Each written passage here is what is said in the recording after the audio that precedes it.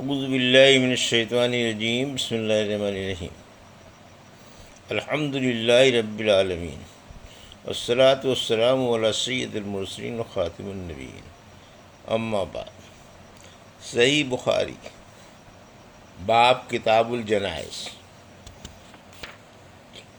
حدیث نمبر 1366، اردو ترجمہ۔ منافقوں پر نماز جنازہ پڑھنا اور مشرکوں کے لیے طلب مغفرت کرنا ناپسند ہے۔ اس کو عبداللہ بن عمر رضی اللہ عنہ نے نبی کریم صلی اللہ علیہ وسلم سے روایت کیا ہے۔ ہم سے یحییٰ بن بکیر نے بیان کیا، کہا کہ ہم سے لیث بن سعد نے بیان کیا، ان سے عقیل نے، ان سے ابن شہاب نے، ان سے عبید اللہ بن عبداللہ نے، ان سے ابن عباس رضی اللہ تعالیٰ عنہ نے، اور ان سے عمر بن خطاب رضی اللہ عنہ نے فرمایا، جب عبداللہ بن ابی ابن سلول مرا تو رسول اللہ صلی اللہ علیہ وسلم سے اس پر نماز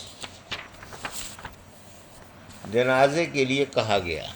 نبی کریم صلی اللہ علیہ وسلم جب اس ارادے سے کھڑے ہوئے تو میں نے آپ کی طرف بڑھ کر عرض کیا، یا رسول اللہ، آپ ابن ابی کی نماز جنازہ پڑھاتے ہیں، حالانکہ اس نے فلاں دن فلاں بات کہی تھی اور فلاں دن فلاں بات میں اس کی کفر کی باتیں گننے لگا۔ لیکن رسول اللہ صلی اللہ علیہ وسلم یہ سن کر مسکرا دیے اور فرمایا، عمر، اس وقت پیچھے ہٹ جاؤ۔ لیکن جب میں بار بار اپنی بات دہراتا رہا تو آپ نے مجھے فرمایا، مجھے اللہ کی طرف سے اختیار دے دیا گیا ہے، میں نے نماز پڑھانی پسند کی، اگر مجھے معلوم ہو جائے کہ 70 مرتبہ سے زیادہ مرتبہ اس کے لیے مغفرت مانگنے پر اسے مغفرت مل جائے گی تو اس کے لیے اتنی ہی زیادہ مغفرت مانگوں گا۔ حضرت عمر رضی اللہ عنہ نے بیان کیا کہ آنس صلی اللہ علیہ وسلم نے اس کی نماز جنازہ پڑھائی اور واپس ہونے کے تھوڑی دیر بعد آپ پر سورۃ توبہ کی 2 آیتیں نازل ہوئیں۔ کسی بھی منافق کی موت پر اس کی نماز جنازہ آپ ہرگز نہ پڑھائیے اور اس کی قبر پر بھی مت کھڑے ہوئیے۔ ان لوگوں نے اللہ اور اس کے رسول کی باتوں کو نہیں مانا اور مرے بھی تو نافرمان رہ کر۔ حضرت عمر رضی اللہ عنہ نے بیان کیا کہ مجھے رسول اللہ صلی اللہ علیہ وسلم کے حضور اپنی اسی دن کی دلیری پر تعجب ہوتا ہے، حالانکہ اللہ اور اس کے رسول صلی اللہ علیہ وسلم ہر مصلحت کو زیادہ جانتے ہیں۔ حدیث نمبر 1367، لوگوں کی زبان پر میت کی تعریف ہو تو بہتر ہے۔ ہم سے آدم بن ابی ایاس نے بیان کیا، کہا کہ ہم سے شعبہ نے بیان کیا، کہا کہ ہم سے عبدالعزیز بن صہیب نے بیان کیا، کہا کہ میں نے انس بن مالک رضی اللہ عنہ سنا، آپ نے فرمایا، صحابی کا گزر ایک جنازے پر ہوا، لوگ اس کی تعریف کرنے لگے کہ کیا اچھا آدمی تھا، تو رسول اللہ صلی اللہ علیہ وسلم نے یہ سن کر فرمایا، واجب ہو گئی۔ پھر دوسرے جنازے کا گزر ہوا تو لوگ اس کی برائی کرنے لگے، حضور صلی اللہ علیہ وسلم نے پھر فرمایا، واجب ہو گئی۔ اس پر حضرت عمر بن خطاب رضی اللہ عنہ نے پوچھا کہ کیا چیز واجب ہو گئی؟ حضرت صلی اللہ علیہ وسلم نے فرمایا، جس میت کی تم لوگوں نے تعریف کی ہے اس کے لیے تو جنت واجب ہو گئی، اور جس کی تم نے برائی کی ہے اس کے لیے دوزخ واجب ہو گئی، تم لوگ زمین میں اللہ تعالیٰ کے گواہ ہو۔ حدیث نمبر 1368، اردو ترجمہ۔ ہم سے عفان بن مسلم صفا نے بیان کیا، کہا کہ ہم سے داؤد بن ابی الفرات نے، ان سے عبداللہ بن بریدہ نے، ان سے ابو الاسود ولا نے کہ میں مدینہ حاضر ہوا، ان دنوں وہاں ایک بیماری پھیل رہی تھی، میں حضرت عمر بن خطاب رضی اللہ عنہ کی خدمت میں تھا کہ ایک جنازہ سامنے سے گزرا، لوگ اس میت کی تعریف کرنے لگے تو حضرت عمر رضی اللہ عنہ نے فرمایا، واجب ہو گئی۔ پھر ایک اور جنازہ گزرا، لوگ اس کی بھی تعریف کرنے لگے، اس مرتبہ بھی آپ نے ایسا ہی فرمایا، واجب ہو گئی۔ پھر تیسرا جنازہ نکلا، لوگ اس کی برائی کرنے لگے، اور اس مرتبہ بھی آپ نے یہی فرمایا، واجب ہو گئی۔ ابو الاسود اولا نے بیان کیا کہ میں نے پوچھا کہ امیر المومنین کیا چیز واجب ہو گئی؟ آپ نے فرمایا میں نے اس وقت وہی کہا جو رسول اللہ صلی اللہ علیہ وسلم نے فرمایا تھا، جس مسلمان کی اچھائی پر 4 شخص گواہی دے دیں اللہ جنت میں داخل کرے گا۔ ہم نے کہا اور اگر 3 گواہی دیں؟ آپ نے فرمایا 3 پر بھی۔ پھر ہم نے پوچھا اور اگر 2 مسلمان گواہی دیں؟ آپ نے فرمایا 2 پر بھی۔ پھر ہم نے یہ نہیں پوچھا کہ اگر 1 مسلمان گواہی دے تو کیا؟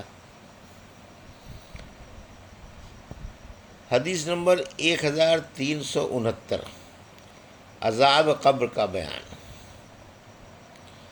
سورہ انعام، اللہ تعالیٰ نے فرمایا، اور اے پیغمبر کاش تو اس وقت کو دیکھے جب ظالم کافر موت کی سختیوں میں گرفتار ہوتے ہیں اور فرشتے اپنے ہاتھ پھیلائے ہوئے کہتے جاتے ہیں کہ اپنی جانیں نکالو، آج تمہاری سزا میں تم کو رسوائی کا عذاب یعنی قبر کا عذاب ہونا ہے۔ امام بخاری رحمۃ اللہ علیہ نے کہا کہ لفظ ہون قرآن میں ہوان کے معنی میں ہے، یعنی ذلت اور رسوائی، اور ہون کا معنی نرمی اور ملائمت ہے۔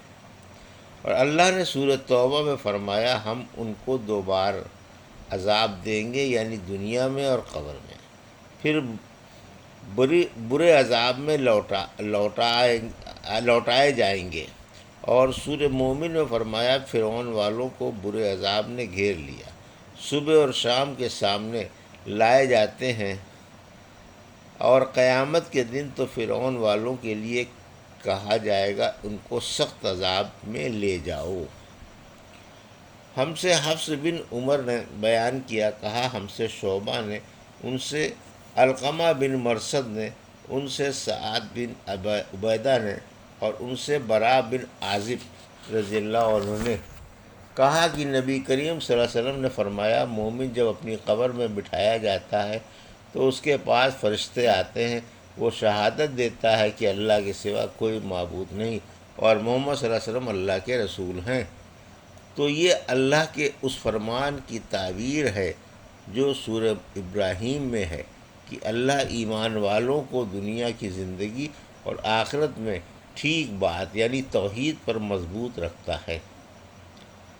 ہم سے محمد بن بشار نے بیان کیا، کہا ہم سے غنزر نے کہا کہ ہم سے شعبہ نے یہی حدیث بیان کی۔ ان کی روایت میں یہ زیادتی بھی ہے کہ آیت وہ یہ سب بت اللہ الذین آمنوا، اللہ مومنوں کو ثابت قدم بخشتا ہے، عذاب قبر کے بارے میں نازل ہوئی ہے۔ حدیث نمبر 1370، اردو ترجمہ۔ ہم سے علی بن عبداللہ مدینی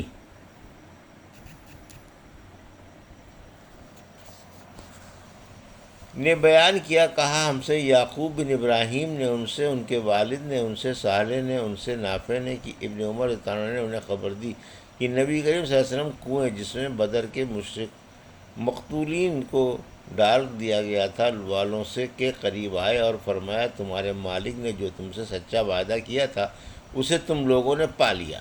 لوگوں نے عرض کیا کہ آپ مردوں کو خطاب کرتے ہیں؟ آپ صلی اللہ علیہ وسلم نے فرمایا تم کچھ ان سے زیادہ سننے والے نہیں ہو، البتہ وہ جواب نہیں دے سکتے۔ حدیث نمبر 1371، ہم سے عبداللہ بن محمد نے بیان کیا، کہا ہم سے سفیان بن عیینہ نے، ان سے حشام بن عروہ نے، ان سے ان کے والد نے، اور ان سے عائشہ رضی اللہ عنہا نے فرمایا رسول اللہ صلی اللہ علیہ وسلم نے بدر کے کافروں کو یہ فرمایا تھا کہ میں جو ان سے کہا کرتا تھا اب ان کو معلوم ہوا ہوگا کہ وہ سچ ہے، اور اللہ نے سورہ روم میں فرمایا ہے اے پیغمبر تو مردوں کو نہیں سنا سکتا۔ حدیث نمبر 1372، ہم سے عبدان نے بیان کیا، کہا مجھ کو میرے باپ عثمان نے خبر دی، انہیں شعبہ نے، انہوں نے اشعت نے سے سنا، انہوں نے اپنے والد ابو شعات سے، انہوں نے مسروق سے، اور انہوں نے عائشہ رضی اللہ عنہا سے کہ ایک یہودی عورت ان کے پاس آئی، اس نے عذاب قبر کا ذکر چھیڑ دیا اور کہا کہ اللہ تجھ کو عذاب قبر سے محفوظ رکھے۔ اس پر عائشہ رضی اللہ عنہا نے بیان کیا کہ پھر میں نے کبھی ایسا نہیں دیکھا کہ آپ صلی اللہ علیہ وسلم نے کوئی نماز پڑھی ہو اور اس میں عذاب قبر سے خدا کی پناہ نہ مانگی ہو۔ غنظر نے عذاب القبر حق کے الفاظ زیادہ کیے ہیں۔